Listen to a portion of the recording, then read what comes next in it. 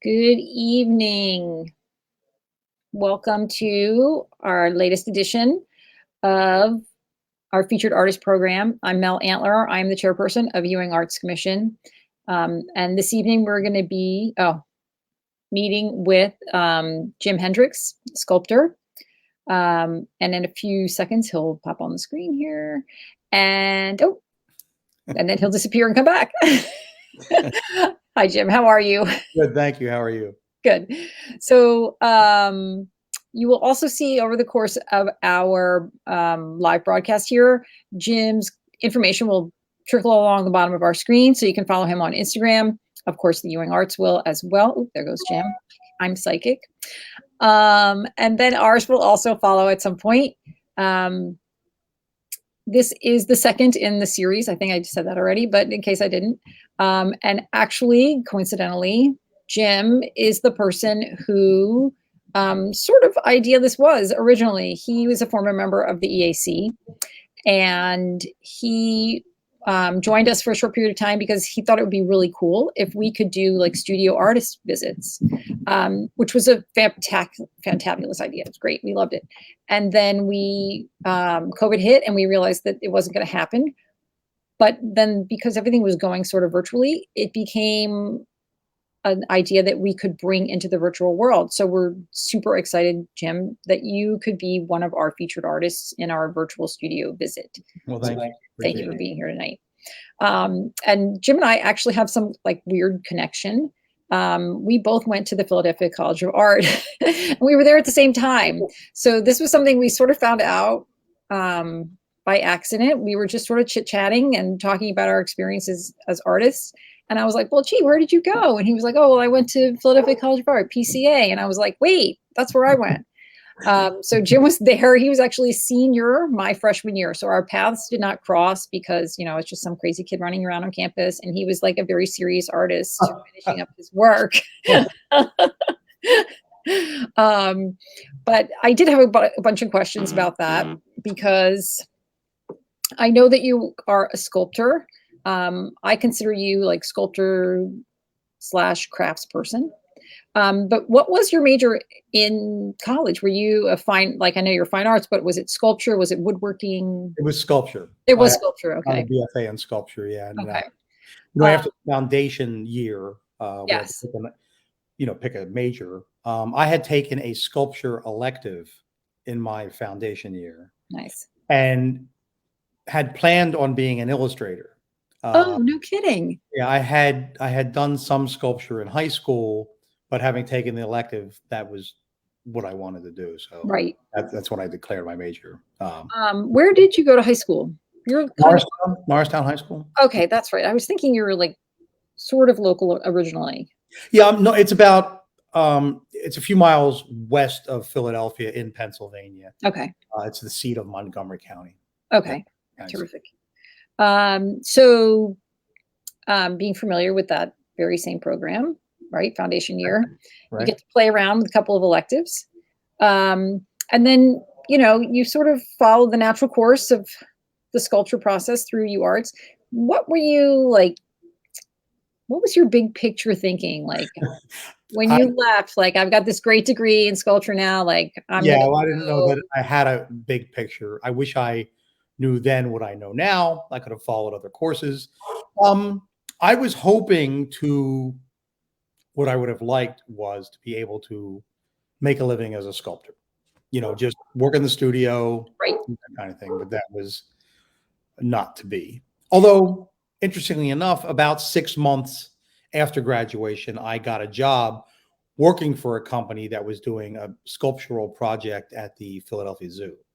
Oh. The treehouse. The treehouse. Yeah, so I worked on that from nearly the beginning. We did all the exhibits in the treehouse, the tree, the honeycomb, other things, and all out of polyester resin and fiberglass. And nice.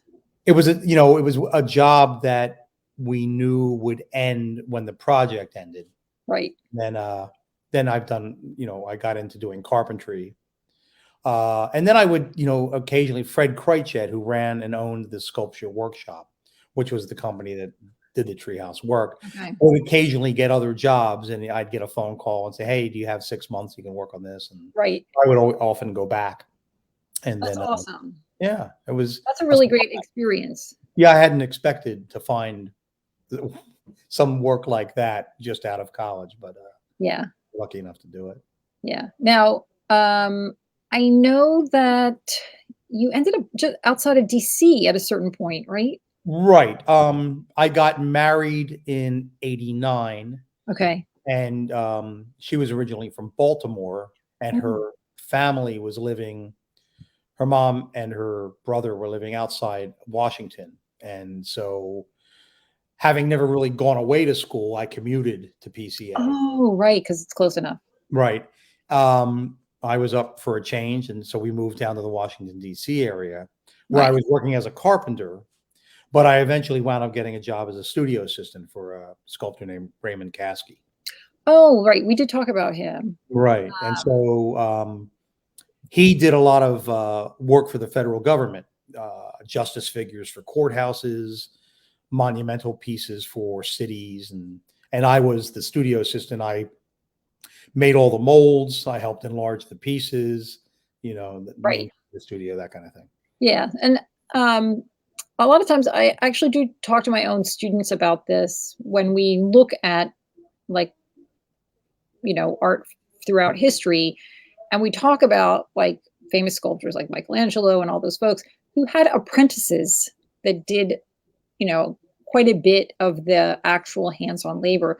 The idea was always the artist's idea, and probably the finishing touches were done by the artist. Right. But That's very much how it was there. was You know, it okay? Good. It's yeah, good to hear you confirm that. yeah, he would work up a small maquette, usually 12 inches or so, to present to whatever board or organization that was looking to have the sculpture done. Right, the client.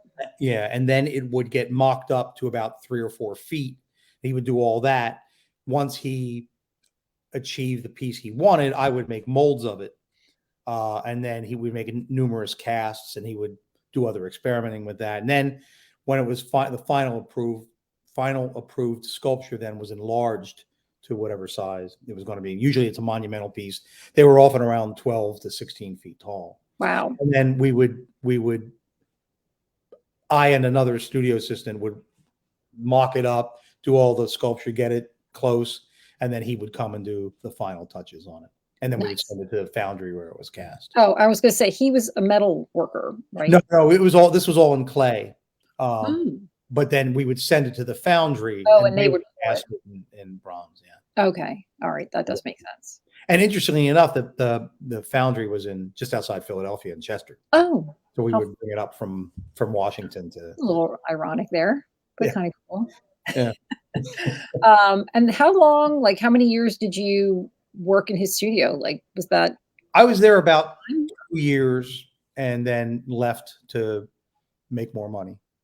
right? Basically, went back to carpentry, Okay, and that's sort of what's been paying the bills. right. And I know when we spoke previously, you talked about just some like other smaller projects that would sort of like land in your lap a little bit, where Right. you do more I got creative. a couple commissions here and there. When I was working for Caskey, I got a commission to do a sort of a totem pole for a brew pub in Virginia, and there wasn't much money, but it was an opportunity to have a piece that was, although private, it was in public. It was on their property, right on the main street. And I had the local newspaper did a write up about me, and somebody at a kids' day camp saw that and wanted the totem pole, so that got Oh, me that's another nice. job. Yeah, so I'd have small commissions here and there, and then I'd exhibit my work in local shows. Sometimes I'd sell pieces. People would sometimes commission me through that, Right, but very irregularly, not enough to sort of uh, have a living from and right. pay a mortgage and pay bills and 2 kids and all that stuff. Yeah, all that fun stuff. So we do have a question from Marcia Bennett Mail. You're primarily a woodworker. How did you get into working in stone? Well, I started with wood because it was the most readily available material to carve. Um, in college, they didn't really have a carving course until I was a senior. Oh, But I had started carving um, my sophomore year because it was what I was interested in, and so wood was easy to get to. Everybody was cutting down trees nearby, dragging logs, but there were also, and stone was hard to come by. The Philadelphia area is not a big place to get, say, limestone or marble. It's right. so my first marble carvings were old steps from demolished row homes in Philadelphia. They'd have a 4 foot by 1 foot by Yeah, a step. big chunk. We'd all drag it back to the studio and sometimes chop them up and carve. So that's how I caught it. I was very interested in the process of stone, but never really learned. It's all pretty much self-taught as far as that goes. Right. Then I had opportunity. When I was in Washington, they tore down the Children's Hospital in Washington. It was an old building that was covered in limestone, a lot of limestone cornice work. Oh, I was able to salvage a bunch of old limestone from that building and bring it into my studio and repurpose it into carvings. nice. And then that really was like a love of mine to carve the stone. But it goes back and forth. I like to do stone, and I'll try to get back to a piece of wood, and then maybe go back to stone again. But limestone is particularly a stone that I like to carve. So I know, like, the idea behind carving a piece, whether it's out of stone or wood, is the same.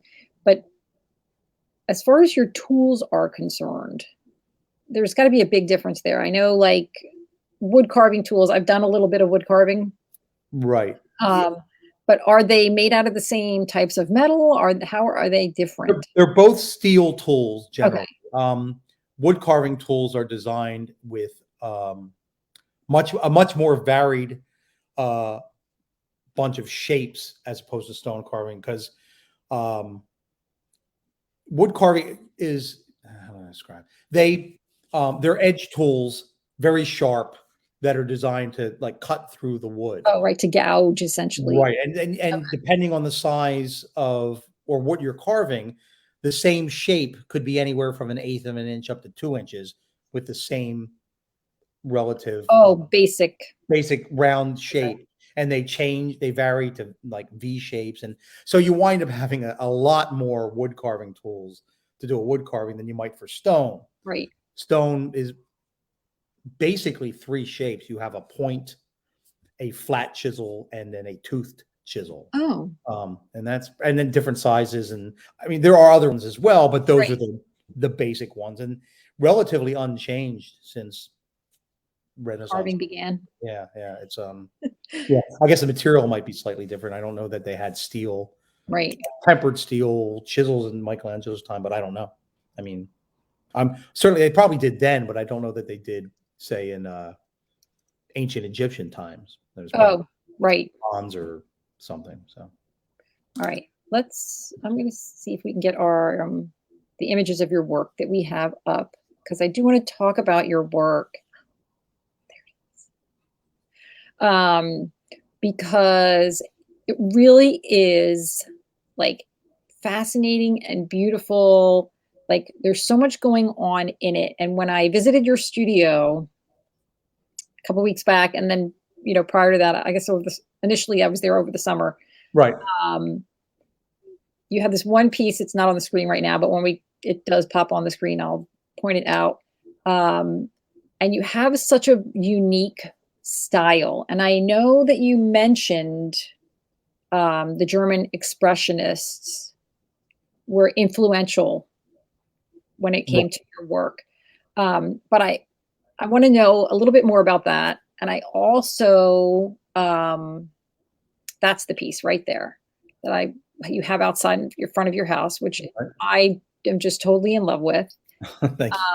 I don't know why. It's just nestled in this nice little spot. It's like, just everything about it is so ideal.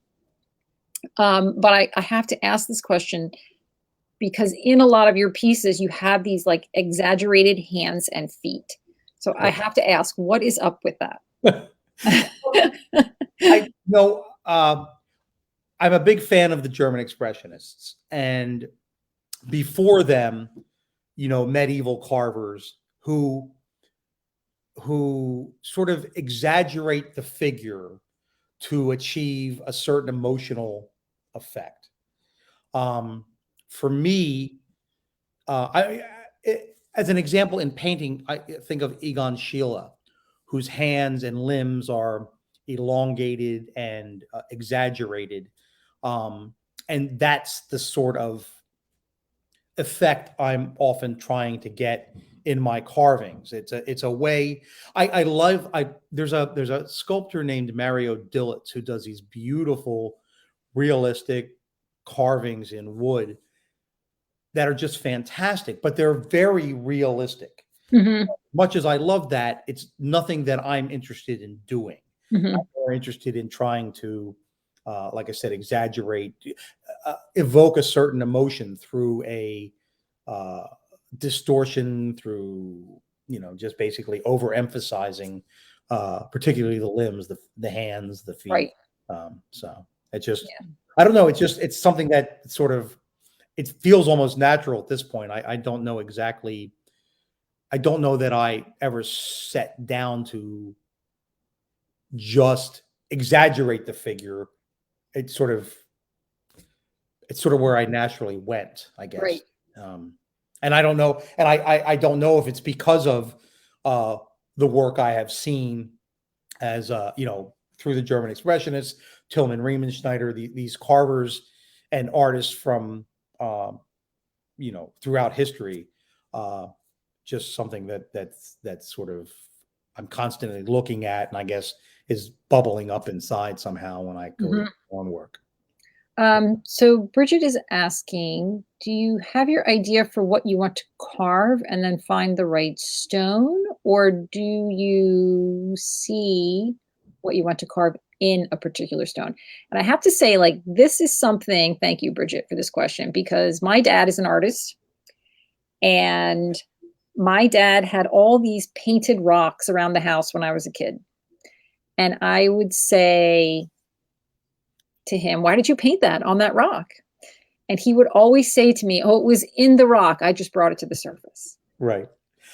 So I think that question, I think Bridget's question goes to that. So I seriously, I thank you, Bridget, because used to make me nuts. I was like, Dad, you saw a frog in that? I don't get it.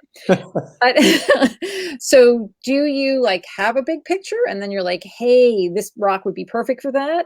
Or do you look at rock and sort of reverse it?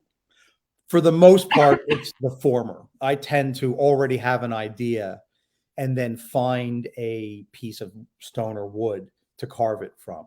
Okay. But as it's a sort of a process because I might have, say, a figure in mind to do, but I don't have the perfect piece of stone or wood to put that figure in. Right. So I squeeze it into the piece of stone or wood. And that also lends towards the distortion and the change because I'll start out with a drawing, sometimes a small three-dimensional sketch. But then once I get into the piece itself, it's very rare for it to look exactly like I started that the drawing did. Yes. Because it just changes. You hit a certain, particularly with wood, because of the grain and everything else. And you're general. I tend not to glue up panels and then carve it. I tend to carve from a log. Single piece.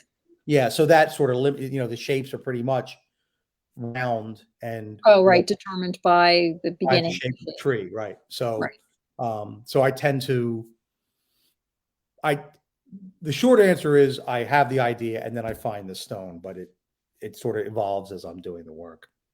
So, um, is carving in wood easier or carving in stone easier?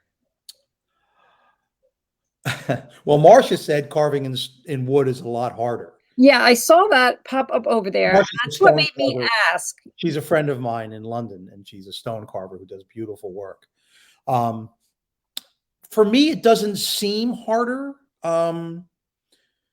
The process, the process is a little more physical, I think, with the wood because I carve by hand, and sometimes you really need to pound on the mallet to get the chisel Oh, to right. through.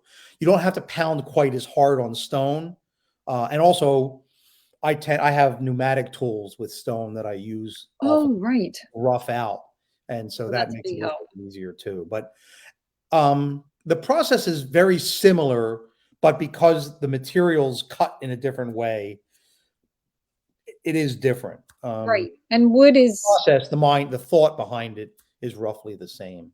right. So Tim Kirkner has asked, have you ever considered teaching? Have you? Um, I have taught small classes here and there, Mhm. but I never really thought about teaching as a profession or a career. I don't know that I'd have the patience for it, to be honest. I'm sorry. You know I'm a teacher, so Also, I kind of fell into carpentry. It sort of scratches the same creative itch. I'm working with tools, cutting wood, nailing it together. I mean, there's a lot of that same sort of um, physical process that I like, right. and so I kind of gravitated in that direction, and I felt more. It's more satisfying to me than the idea of teaching somebody something.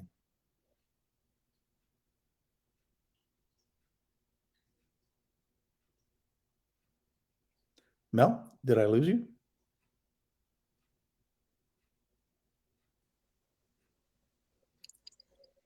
Hello? Sorry. Before we were on with everyone else this evening, Jim and I were discussing about our technical prowess, and he was saying, I'm basically a computer illiterate. And I was like, I feel like a computer genius. Yeah. And then I accidentally logged myself out. Okay. So sorry. I clicked the wrong button. So this was the next thing I want to talk about, because Rhonda's asking, are you working on anything right now? What we're looking at on the screen are some earlier views of a piece that you are working on. And Tim, our tech guy, if you could go to the very last slide, I think it is. Oh, is that the last one? Maybe it's the second to last one.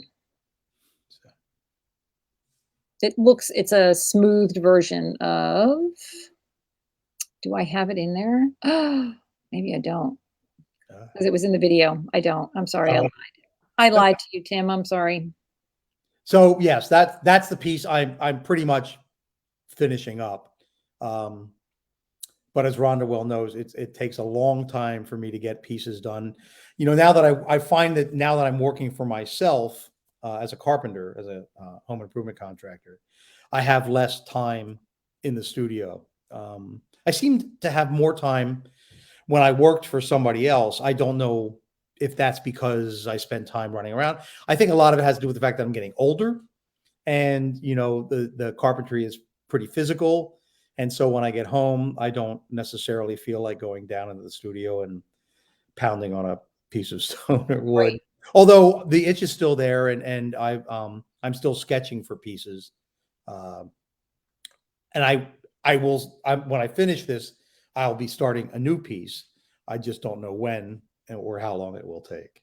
Yeah. Well, I mean, I personally think that what you do professionally is an extension of your artistry, of your ability to be a creative. I mean, I've been to your house. I know you've done a lot of work on your house, and it's beautiful. Thank you. And I've Thank you. seen your private projects that you do, because we're, Facebook friends. And so Right. you post projects as they are in progress.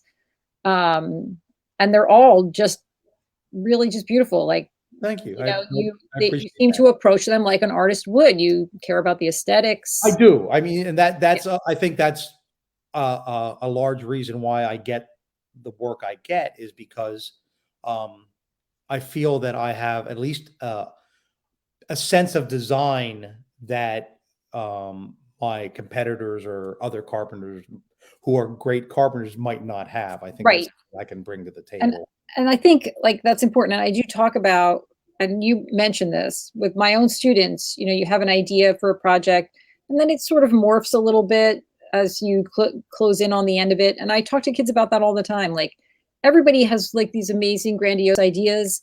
And there's a number of reasons why our finished piece doesn't look exactly like what we were thinking in our heads. Right. And sometimes it's time, sometimes it's actual skill. Right. Right. The technology or the tools or whatever, and you just don't have them or they're too confusing. And sometimes, it's the materials, like our materials just won't bend that way. Right. And I think that's something that comes basically with experience. Right. When you're a kid, you've got this idea in your head that you don't have yet the skill to achieve. Right. The technical skill or whatever it is. Right. And then as you get older and you've done it a lot longer, that becomes less of an issue for you. And then you have other concerns. Right. So we had another couple of questions. Other than limestone, do you work with other types of stone? I've worked with marble, limestone. I've worked with soapstone. And soapstone, I guess that's pretty much it. I like soapstone. It's rather soft to my liking. You could almost work it with, woodworking tools and rasps and such. And I've worked marble. Marble is harder than limestone. It can bruise relatively easily. Now, when you say bruise, what does that mean? Well, when you're carving it, sometimes if you're not careful, the tool can hit the stone in such a way that it leaves a little sort of dot or bruise that penetrates the stone to a degree, so that when you're looking at the surface of it, there's like a white or dark dot or some sort. Oh, shows where the tool sort of bruised the stone. Sort of like, I'm trying to think what would be, like if you were to drill and burn wood with a drill tip. Yeah, I guess that's similar in that, but the tool. So what happened? So if you weren't careful and you bruised the stone a number of places, when you polished it up, you'd see all these little white dots where the tool had hit, and then a blemish. Like a blemish that went below the surface of the stone. Wow, I had no idea that marble was so delicate. Well, it can be and the other thing about certain stones, alabaster was another stone I used to work with. I loved alabaster, but oftentimes the grain and the surface of the stone can be so distracting from the form, to my mind, that you don't see the form as well. So that's why I really like limestone, because it holds a detail and it's relatively uniform in color, gray or light brown, and it's just the right hardness for me. It's not quite as soft as alabaster or soapstone. It's not as hard as marble. There's just something about limestone I really, really like. And I see the question about woods. Yes, that was the next thing I was going to ask. Yeah, my favorite wood to carve is walnut, black walnut. I also have pretty much anything that's a furniture wood is carved. That piece there is cherry, walnut, maple, oak. Those are the woods oak is a little more grainy, a little more splintery. But walnut, like this piece here on the right, is by far my favorite wood to carve. I like the black walnut in particular, the color. Right. Me too. I like that. So beautiful. Yeah. And it carves nicely. It looks pretty when it's done. It oils up nicely. It smells good when you're carving it, or making dust. So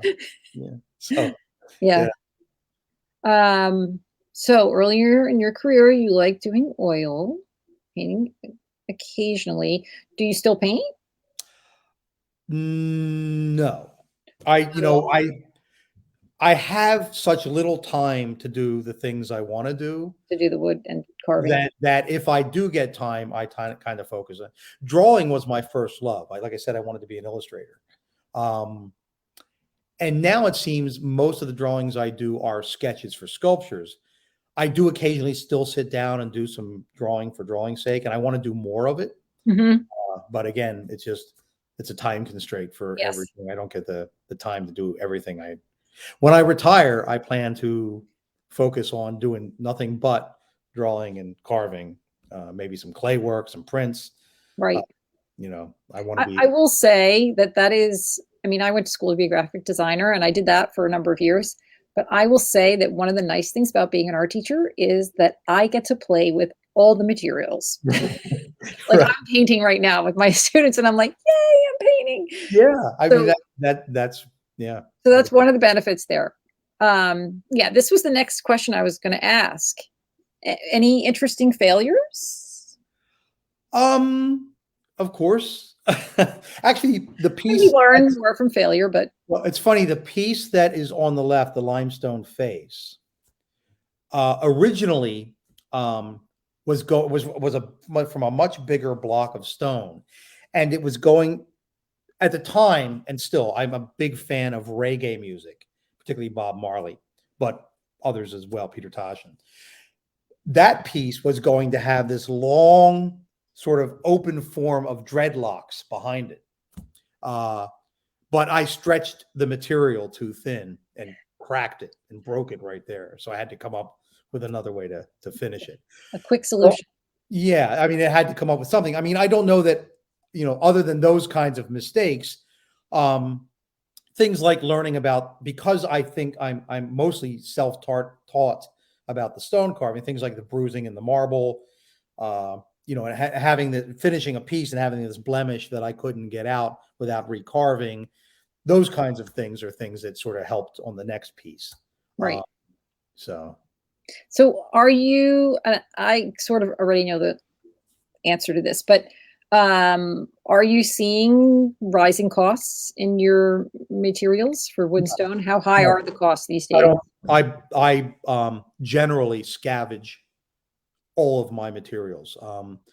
The Children's Hospital that I had mentioned in Washington, I still have 6 or 7 pieces of limestone. Oh, wow, that's awesome. Most of the wood I got is I must have 20 logs in the studio, all with wax on them, that I've collected over the last 30 years. And so, although I probably have enough material to carve for the rest of my life, I can't stop the obsession with getting more material. So if somebody offers me a walnut log, I say yes, whether I need it or not. You and every artist on the planet, you're going to give me free stuff? Yes. Yeah. So yeah, I went to Indiana some years ago to do to participate in a limestone symposium. And part of the price of the symposium is they give you a block of stone up to, it was a big block of stone, and you can have anything up to that size. It's as big as they can move around with their equipment. And that was free with a price. And so I have a piece that I brought home with me. And when I was in Indiana, I had friends who took me around to old quarries where we scavenged a few pieces of stone. And then I did buy another piece to take home. So that was some limestone that I actually bought, but it was years ago and it's still sitting in the studio uncarved. So yes, this is where I was headed. So this is actually Sean O'Neill. He is also a Philadelphia College of Art graduate. Oh. And I want to say ultimately he was a sculpture major. So what kind of ideas are worth talking about with this sort of physical commitment? So you were mentioning getting older and, working hard all day. And is there an importance of the idea implied by the medium? So do you understand that fully? I think so. I mean, Okay. I mean, as far as like, I don't think I don't pick a piece of stone to have an idea that's going to last, say, for 100 years. It's not, if that's where that question is kind of, I kind of, basically, I like to carve. As opposed to modeling. I can model and I've done it and I enjoy it. It's fun to work with clay because it's quick and it's immediate. Right. For some reason, the carving process is something that I like. Also, one of the things that led me into carving too was once the sculpture was done in clay, I sort of lost interest in it. I didn't want to then make a mold of it, Right. make a mother mold, take it up, cast it, take it apart, clean it up, fix it. But that was just for me a process that had no interest at all because the piece was done. That was Right. what I wanted to make the piece. I didn't want to keep making the piece. Right. And carving for me was a direct event. I carved it. I'm finished with it. I'm done. Move on to the next one. Right. And that was how that went. And as far as the ideas in the sculpture, I think I'm only interested. I'm very interested in the figure, and like I said, distorting it and trying to come up with an idea. So the fact that I'm getting older and I have this physical aspect of the sculpture doesn't really change the ideas that I'm interested in doing. I'm not going to. It's unlikely that I'll decide to start modeling to do in clay to make a piece because it's either less important or less physically demanding. It's just I think of myself as a carver as much as a sculptor, but yeah, carving is just sort of what most interests me. Yeah, and they, one facilitates the other. Right. Yeah. I mean, yeah. So when I was visiting your studio several weeks back, you shared with me some of the tools that we see here on the screen. And this is something I've always found really interesting because not every artist does this, but a lot do. And when you were like, hey, look at this, like you pulled out this tool, you actually made these things. I guess it's a mallet. Is that right? Yeah, mallet on the right. On the right is a mallet that I made. Yeah, I've got a as a carpenter, I've got a number of hammers. As a carver, I've got a number of mallets. Anyway, but yeah, so these are made out of a wood called lignum vitae. It's a very hard wood and hard to get, and it's very heavy, very dense wood. It puts a lot of weight behind the blow onto the handle for wood carving. I don't use a mallet like this for stone carving. I know that a lot of carvers do. They use a big, heavy nylon mallet or wooden mallet with their steel chisels. I use a steel mallet when I'm carving stone. I use the wooden mallet. The wooden mallet hits the wooden handles and tends to it softens the blow as opposed to using a steel mallet on the wooden handles. Right. Although on the totem poles, on pieces, then they were 16 feet long, and I was using gouges that were about 2 inches or 2.25 inches in width. I found that I was breaking handles on the mallets. I mean, on the gouges left and right. I mean, just the heavy blows. So I started wrapping my handles in fiberglass packing tape, and they lasted much longer. And so now on any of the big gouges that I have, 2 inches, 2.5 inches, those things, they're all wrapped in that tape. The little gouges, you tend to just tap a little bit, so you're not putting a lot of hammer handle, a lot of blows on there. Right. But the bigger ones are all wrapped up, and that helps. Nice. So Melissa Bennett is asking, is it hard to part with the sculptures that you make for others, being that you put so much of yourself into each of them? Nope, they're all for sale. Yep. I want to get them out, get a new one in. Oh, you wanted to give me money for this? Yes. Yeah, absolutely. Yeah, I'll take the money in exchange for the carving. Anything. Yes. I mean, there are pieces I like, and they're around. As you saw, they're in the living room and they're around, and I like seeing them and living with them. But if somebody wanted to buy one, I'd be happy to sell it. Right. Do you? I've been meaning to ask you this. Do you have any sculptures like on permanent display? Like Well, I had the a two museum down. or like a park or Well, I had the one at the brew pub that was there for about 15 years until they closed down. And then I heard that and they auctioned it off. Somebody bought it. no kidding. Yeah, but they couldn't move it, so they cut it in half, which distressed me. Oh, And then the day camp, I heard that that was sold as well, and I don't know what happened to that sculpture. As far as and that's pretty much it as far as large public sculptures of my own. I have worked on a number of other public sculptures with Fred or with Ray. oh, right. But they were their pieces, not mine. Right. They have technically somebody else's name on them. Right. And somebody else's design and everything else. Right. I just helped. And then we have one more question. Kevin Anderson asks, I know you like history and traveling.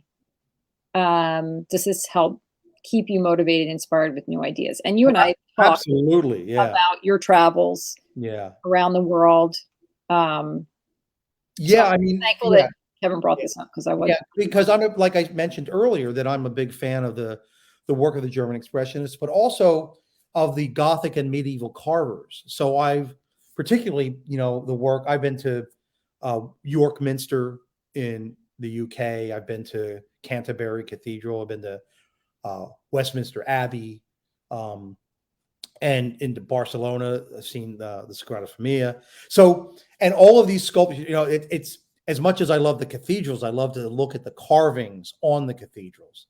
And yeah, every time I come back from a trip like that, I'm very inspired and excited to get started on a new piece. Also, museums, not just travel, but when I go to museums, particularly if I'm going to see a show of a sculptor or of a painter or somebody I really like, even if their work is unrelated to mine in any way, it inspires me to get home and get to work. Yeah, absolutely. Yeah, that's awesome.